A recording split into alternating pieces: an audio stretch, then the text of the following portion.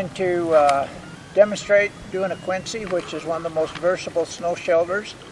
I've done it with as little as 4 inches of brand new powder snow.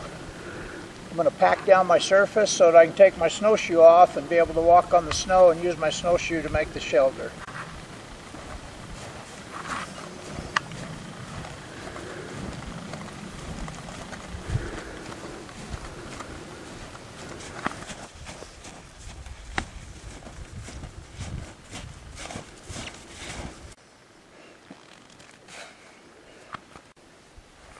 I've stomped this out so that I can take my snowshoes off and use my snowshoe to dig with, and I'm hopefully not going to sink too bad into the snow and be post holing.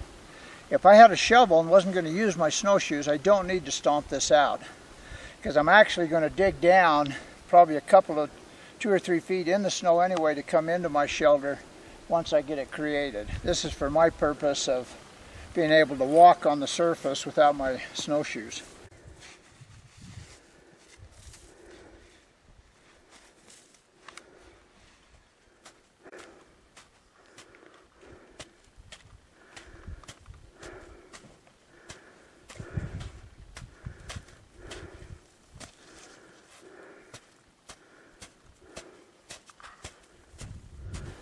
I've packed this down now, compacted it. I'm going to let it set for an hour or two while I go build a platform for my fire so that it can set up, and then I'll dig it out. You noticed I've shed some of my clothes. You want to try and stay as dry as you can. You start sweating while you're digging this, shed off some clothes. And another part is keeping hydrated.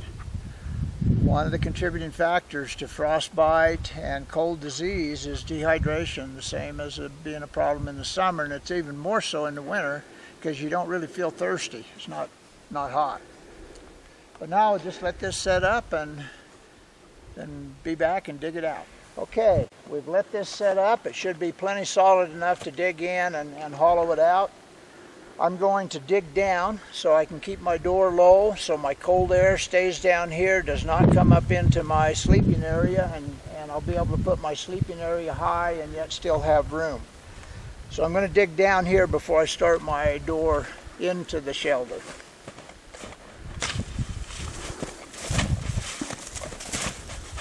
I'm going to show you here how to determine different snow conditions. As I've cleared off this space, you can see here, this is crystallized. I have a hard layer right here, and it's sitting on top. This is down, you can see this bush, this is down towards the ground. This is called sugar snow. And you can see that it's fairly large crystals, but it is all crystals, so it doesn't bind. It's like ball bearings. It's a high risk for avalanche, and it will not hold together for snow shelters. Now above this is also soft snow. You can see the difference in the size of the crystals. It's much smaller, will bind together. You could use this for snow shelters. It though will slide, as far as if you're worried on avalanche danger, it'll slide on top of this hard crust. And then I have another hard crust up here that probably had a snowstorm. This set up, and then we got another snowstorm on top of this crust. So this again is avalanche danger. Different snow conditions determines what kind of shelters you can do.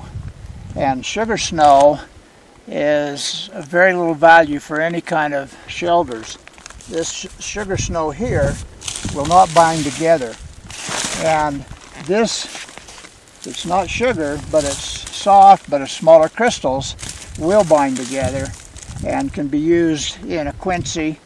The hard pack, like we have on this here, that's created by wind and also warmth, creates the cornices that makes for a cornice cave. You see the bushes here. We always probe before we start creating a shelter to make sure we don't have a tree, a bush, a rock, or whatever in there when we're going to dig. And to dig, if we were digging in here, we've got to stay above these bushes to create our shelter. Got this dug down now so I can go in with my door.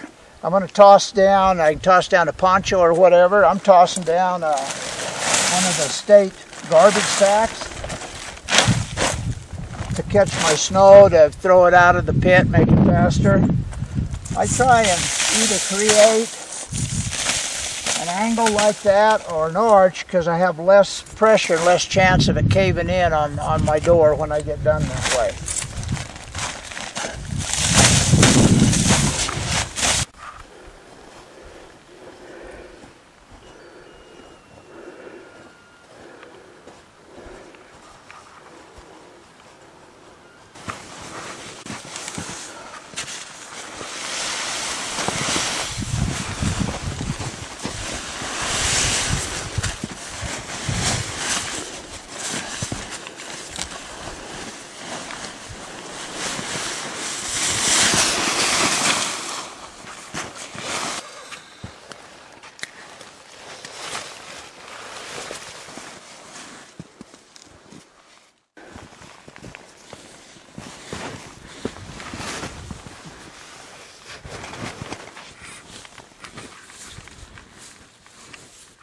Out, let's go in and see what we got.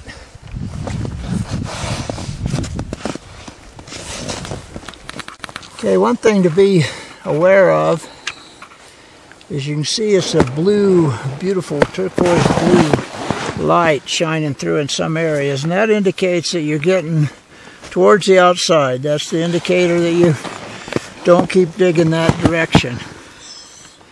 Out here you can see there's no blue light coming through, so we still could dig deeper here if we wanted to. Our platform is above our door. With your sleeping platform above the top of your door, your warm air will stay in here and the cold air will stay below. But you can block the door, of course, with your pack, with boughs, with brush, with whatever, to help keep the warmth in. Also, to be sure and have some kind of vapor barrier along with insulation between you and the snow, and that can be boughs, that can be sticks, wood, bark, whatever.